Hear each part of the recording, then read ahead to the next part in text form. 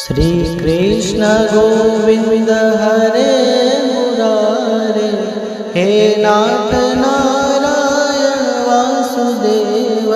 श्री कृष्ण गोविंद हरे मुरारे, हे नाथ नारायण वासुदेव। हे नाथ नारायण वासुदेव, हे नाथ नारायण वासुदेव, हे नाथ नारायण वासुदेव, हे नाथ नारायण।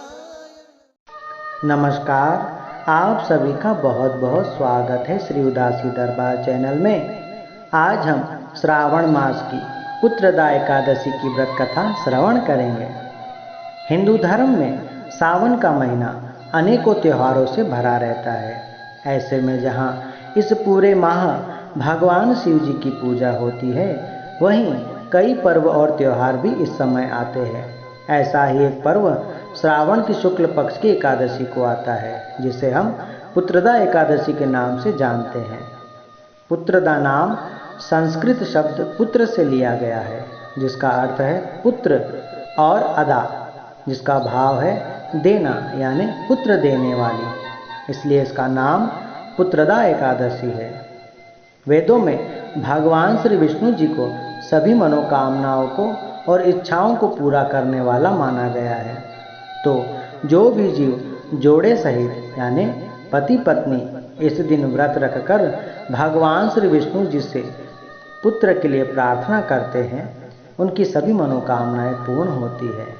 जो जीव सच्चे मन से यह व्रत करते हैं तो निसंतान दंपत्ति की भी गोद हरी भरी हो जाती है।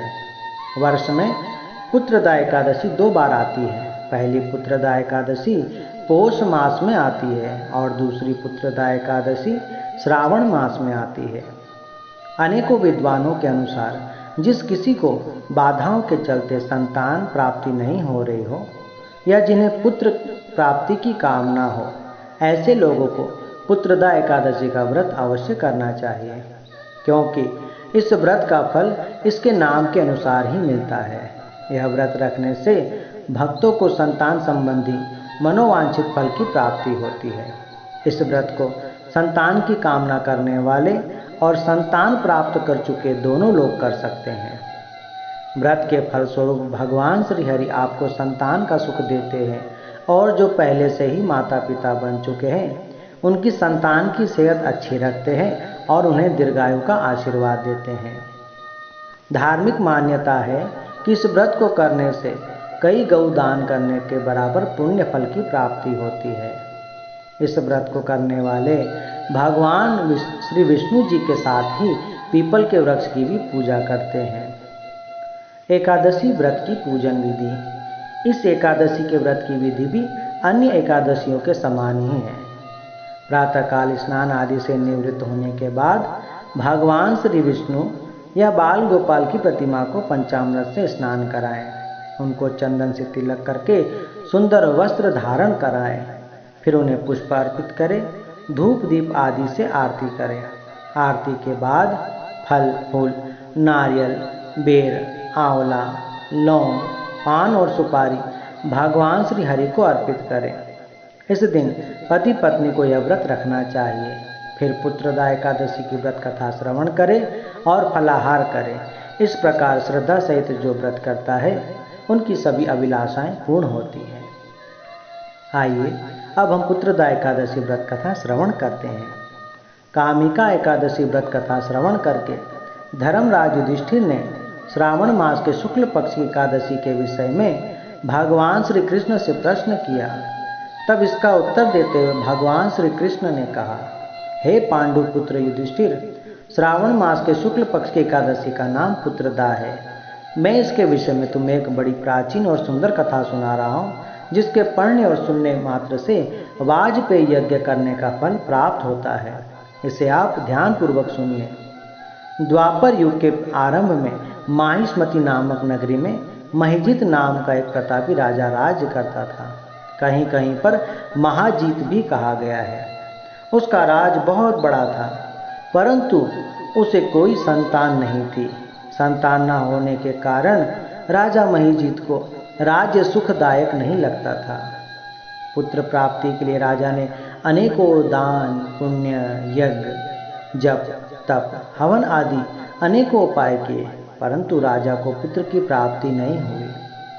और वृद्धावस्था आती हुई देखकर राजा अपनी प्रजा, प्रतिनिधियों और विद्वान ब्राह्मणों को बुलाकर कहने लगा, हे प्रजाजनों, मैंने इस जन्म में तो कोई पाप नहीं किया है और ना मेरे खजाने में कोई अन्याय से उपार्जित धन एकत्रित हुआ है, और ना ही मैंने कभी किसी देव मंदिर, आश्रम, सदगृहस्थों अथवा ब्राह्मणों का धन छीना है।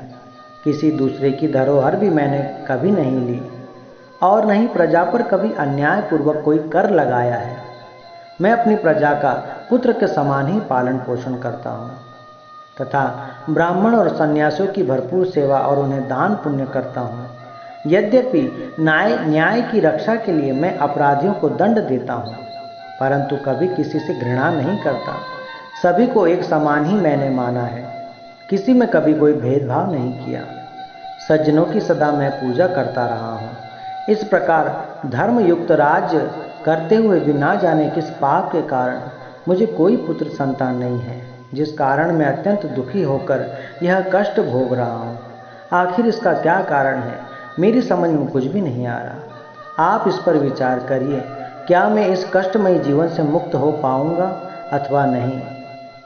राजा महिजीत की समस्या को सुनकर उसके निवारण हेतु प्रजा के प्रतिनिधि एवं मंत्रीगण वन में जाकर बड़े बड़े ऋषियों और मुनियों के दर्शन करते हुए उनसे इस समस्या का समाधान पूछने लगे। वे महान ऋषि और बड़े बड़े तपस्वियों की तलाश में लग गए, जिससे राजा महिजीत की समस्या का समाधान हो जाए और उनकी पीड़ा समाप्त हो जाए। तब वे भ्रमण करते हुए एक आश्रम में पहुंचे। तब उन्होंने एक अत्यंत वयोवृद्ध, धर्म के ज्ञाता, परम तपस्वी, परमात्मा में मन लगाए हुए, निराहार, जितेंद्रिय, जितात्मा, जित क्रोध, सनातन धर्म के गुण तथ्यों को जानने वाले, समस्त शास्त्रों के ज्ञाता महात्मा श्री लोमश मुनि को देखा और सब ने जाकर लोमश ऋषि को दंडवत प्रणाम किया और उनके सामने बैठ गए और बोले, हमारे बड़े उच्च भाग्य है जो आप जैसे महापुरुषों के दिव्य दर्शन हमें प्राप्त हुए हैं। तब उन्हें देखकर प्रसन्न होकर लोमश ऋषि ने उनसे पूछा कि आप लोग किस कारण से आए हैं, आप मुझे अपनी समस्या बतलाइए। निस्संदेह मैं आप लोगों का हित अवश्य करूंगा। लोमश ऋषि के ऐसे प्रेम पूर्ण वचन सुनकर वे सब लोग बोले, हे महर्षि, हे महाराज, यद्यपि आप हमारी बात जानने में ब्रह्मा से भी अधिक सामर्थ्यवान हो, परंतु फिर भी हम अपनी व्यथा आपसे कहते हैं। महिष्मतिपुरी के हमारे जो प्रिय राजा महिजीत है, वे बड़े धर्मात्मा राजा है। वे संपूर्ण राज्य की प्रजा का पुत्र के समान पालन पोषण करते हैं। उनके राज्य में हमें किसी प्रकार की कोई तकलीफ नहीं है। हमारा राज्य सभी सुखों से संपन्न है, परंतु फिर भी हमारे राजा को एक दुख है कि वे पुत्रहीन हैं, जिस कारण वे हमेशा दुखी रहते हैं। हम सब उन्हीं की प्रजा है और हम सभी अपने प्रिय राजा के दुख से अत्यंत दुखी हैं, क्योंकि प्रजा का भी यही कर्तव्य है कि राजा के सुख में सुख माने और दुख में दुख माने। हमें उनके पुत्रहीन होने का कारण अभी तक ज्ञात नहीं हुआ है, इसलिए अब हम सब आपकी शरण में आए हैं। अब हमें पूर्ण विश्वास है कि आपके दर्शन से हमारा यह संकट अवश्य दूर हो जाएगा, क्योंकि महान पुरुषों के दर्शन मात्र से अनेकों कष्ट और पीड़ाएं दूर हो जाती है। हे गुरुदेव, अब कृपा करके हमारे प्रिय राजा के घर संतान होने का कोई उपाय बतलाइए। यह आपका हम पर और हमारे राज्य की प्रजा पर बड़ा उपकार होगा। यह वार्ता सुनकर ऋषि लोमश ने थोड़ी देर के लिए अपने नेत्र बंद किए और ध्यान लगाकर राजा के पूर्व जन्म का वृत्तांत ज्ञात कर लिया। फिर लोमश ऋषि ने स्नेहासिक्त वाणी में कहा, हे महानुभाव, आपका राजा पूर्व जन्म में एक निर्धन वैश्य था और स्वभाव से भी अत्यंत उद्दंड था। निर्धन होने के कारण इसने अनेकों बुरे कर्म किए। वह एक गांव से दूसरे गांव मात्र भ्रमण करने के लिए जाया करता रहता। एक समय ज्येष्ठ मास के शुक्ल पक्ष की द्वादशी के दिन मध्याह्न काल के समय, जब वह 2 दिन का भूखा प्यासा था, एक जलाशय पर जल पीने के लिए गया। उस स्थान पर एक तत्काल ब्याई गऊ जल पी रही थी। राजा ने उस प्यासी गऊ को जल पीने से हटा दिया और स्वयं जल पीने लगा। इसी पाप के कारण राजा को निःसंतान होने का दुख सहना पड़ा है। एकादशी के दिन भूखा रहने से वह राजा तो बना, परंतु प्यासी गौ को जल पीने से हटाने के कारण उसे पुत्रहीनता का दुख भोगना पड़ रहा है। तब सभी लोगों ने कहा, हे मुनि श्रेष्ठ, राजा के इस पाप के निवारण का कोई तो उपाय होगा जिससे राजा का यह पाप नष्ट हो जाए। आप ऐसा कोई उपाय बताने की कृपा करें।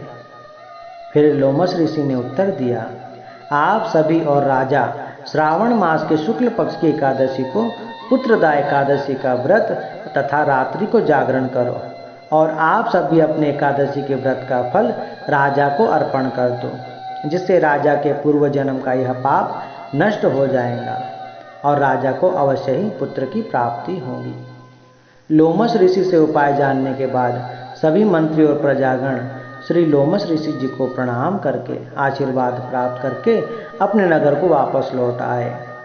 फिर जब श्रावण मास की शुक्ल पक्ष की पुत्रदा एकादशी आई, तब सभी ने मिलकर ऋषि जी की आज्ञा अनुसार पूर्ण श्रद्धा और विधि विधान से राजा सहित प्रजागणों ने पुत्रदा एकादशी का व्रत और जागरण किया। इसके पश्चात द्वादशी के दिन इसके पुण्य का फल राजा को अर्पण कर दिया। उस पुण्य के प्रभाव से रानी ने गर्भ धारण किया और प्रसव काल समाप्त होने पर उन्हें एक बड़ा सुंदर और तेजस्वी पुत्र उत्पन्न हुआ और संपूर्ण राज्य में खुशियां और आनंद के वाद्य बजने लगे। संपूर्ण राज्य में खुशहाली छा गई, सभी आनंद से भरपूर हो गए। अंत में भगवान श्री कृष्ण ने कहा, हे राजन, इस श्रावण मास की शुक्ल पक्ष की एकादशी का नाम पुत्रदा एकादशी है। अतः संतान के सुख की इच्छा रखने वाले अथवा संतान की मंगल की कामना करने वालों को यह व्रत अवश्य करना चाहिए। इसके महत्व को सुनने मात्र से मनुष्य सब पापों से मुक्त हो जाता है और इस लोक में संतान द्वारा सुखों को भोगकर परलोक में परम धाम को प्राप्त होता है। बोलिए श्री एकादशी मैया की जय।